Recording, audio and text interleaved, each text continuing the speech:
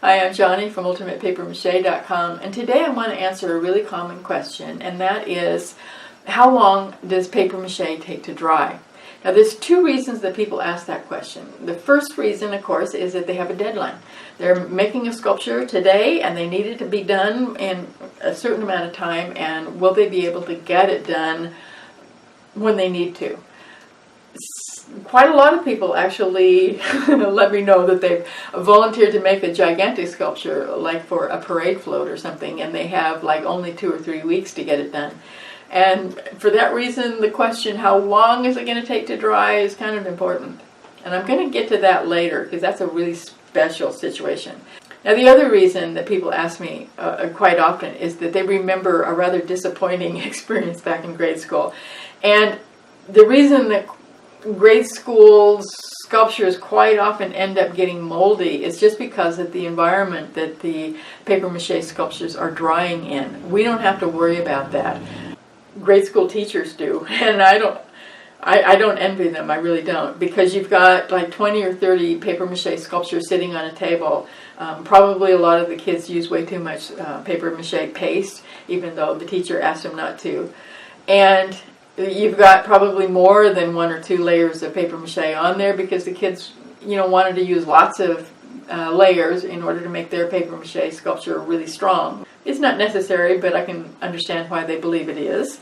And so you have all these sculptures sitting on a table. There's a cloud of wet air right above it, because when water evaporates from every single one of those sculptures, it tries to go into the air. The air gets saturated. There's no air moving because all the windows are closed. And that wet layer of air just eventually stops the evaporation process, and the sculptures can't get dry anymore. And the teacher's under a deadline too. She's got another project that she wants the kids to start tomorrow. So as long as those sculptures feel dry, they're going to get painted, and they're going to go home with water on the inside and mold spores. It's going to be really, really disappointing in a couple of weeks, because nature is going to take its course. Now, do you have to worry about that? Absolutely not. So let's get to the actual answer of how long is it going to take your paper mache to dry.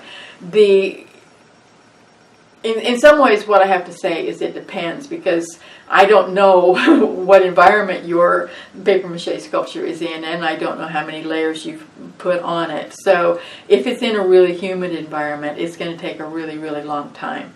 If you do happen to be in an area like Louisiana, some areas in India where everything takes a really, really long time to dry, don't use flour and water paste. Use the Elmer's Art paste that's made out of methyl cellulose, because mold won't eat it.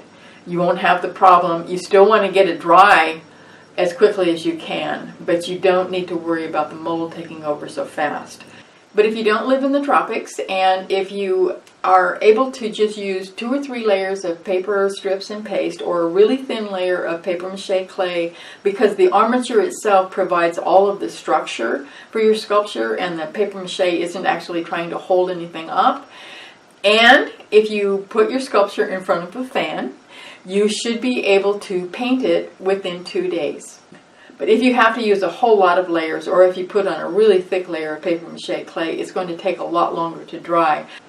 Now, I did want to talk to you about really huge sculptures, because a lot of times you need to get a sculpture done for a parade, and you don't really have time to do it. So you're really worried about getting it done on time. You still need to create a solid structure so that the paper mache itself is not holding anything up. And that way you can get away with using just 2 or 3 layers of paper mache on there. You still need a fan, but you need a bigger fan. If you're doing it out in your garage, make sure that all the doors are open so that air can move past it. You don't want a cloud of wet air hanging around your sculpture, slowing everything down.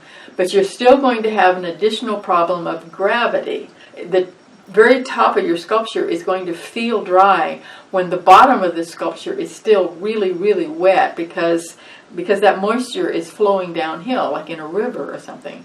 So because of the movement of water on a really big sculpture, the bottom is going to take a lot longer to dry. You probably need to give it at least a week.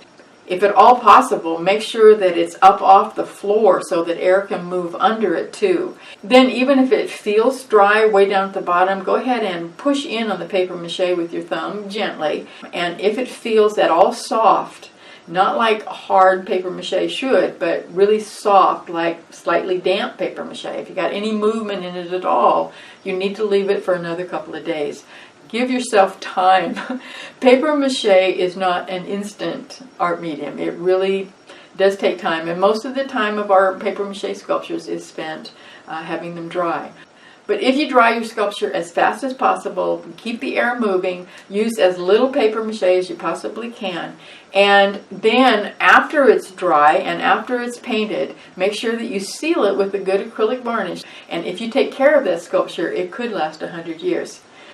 So I hope that helps.